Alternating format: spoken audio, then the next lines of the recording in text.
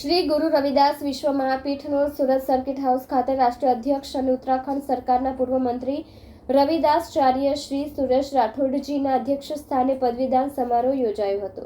શ્રી ગુરુ રવિદાસ વિશ્વ મહાપીઠનો Surat circuit house ખાતે રાષ્ટ્રીય અધ્યક્ષ અને ઉત્તરાખંડ સરકારના પૂર્વ મંત્રી રવિદાસાચાર્ય શ્રી સુરેશ રાઠોડજીના અધ્યક્ષ સ્થાને પદવીદાન સમારોહ યોજાયો હતો, જેમાં જીવન કવચ પર વિસ્તૃત રીતે માર્ગદર્શન આપવામાં આવ્યું તેમજ મહાપીઠનું કામ અને ગુરુજીના વિચારો પ્રત્યેક ઘર સુધી પહોંચે તે માટેના શપથવિધિ પણ કરવામાં આવી હતી।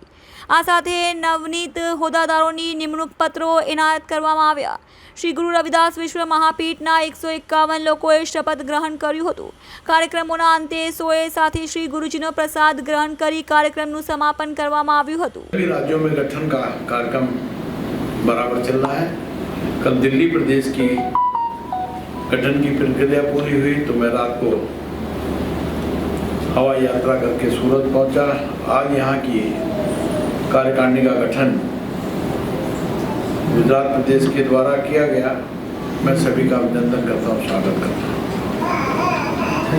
जात पात पूछे ना कोई, हरि का वजह तो हरि का हुई। श्री गुरु रविदास विश्व महापीठ के माध्यम से अनेक रविदास कथाओं के माध्यम से, सत्संग के माध्यम से, चौपालों के माध्यम से, कीर्तन के माध्यम से और अनेक जनसभाएं करके, कार्यक्रम करके गांव-गांव गुरु रविदास विश्व महापीठ के कार्य का विस्तार बराबर निरंतर जारी है। सभी राज्यों में जारी है। लगभग 25 राज्यों में हमारी इकाई गठित है।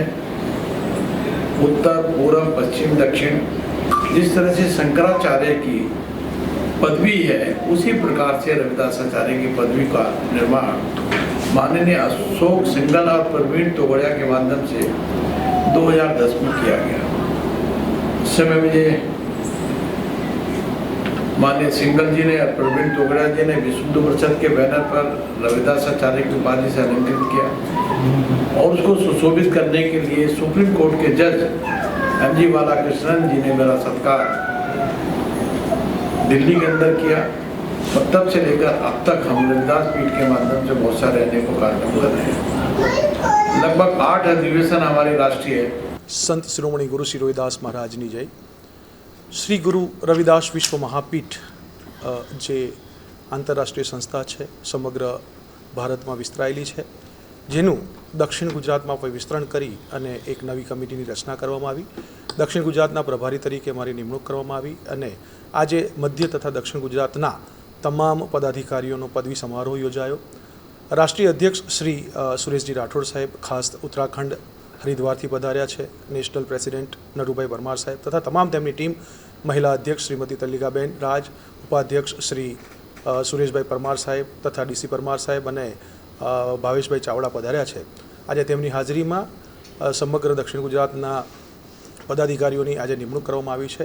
તમામ પદાધિકારીઓની એક જ માંગ છે કે જેવો સુંદર કાશીમાં ગુરુ રવિદાસ મહારાજનો આશ્રમ છે, હરિદ્વારમાં આશ્રમ છે, તેવો સુંદર મજાનો આશ્રમ સૂર્યપુત્ર પુત્રી માતા તાપી નદીના કિનારે એક સુંદર મજાનું શ્રી રવિદાસ વિદ્યા સંકુલ બને અને એ વિદ્યા સંકુલમાં આ રોહિદાસ વંશીઓ સમગ્ર SC ST OBC નાત જાતના છે, કેમ કે રોહિદાસ મહારાજ કોઈ જ્ઞાતિના નથી, જ્ઞાતિમાં બંધાયેલા નથી, તો સમગ્ર માનવ જાતિના કામ આવે, વિશ્વને કામ આવે એવી એક સુંદર મજાનું એક શિક્ષણ સંકુલ બને એવી એના સાથે ઉમ્મીદ સાથે એક સમગ્ર દક્ષિણ ગુજરાતની એક આ મિટિંગ યોજાઈ અને જેમાં આવેલા પદાધિકારીઓએ સૌને સન્માનિત કર્યા છે।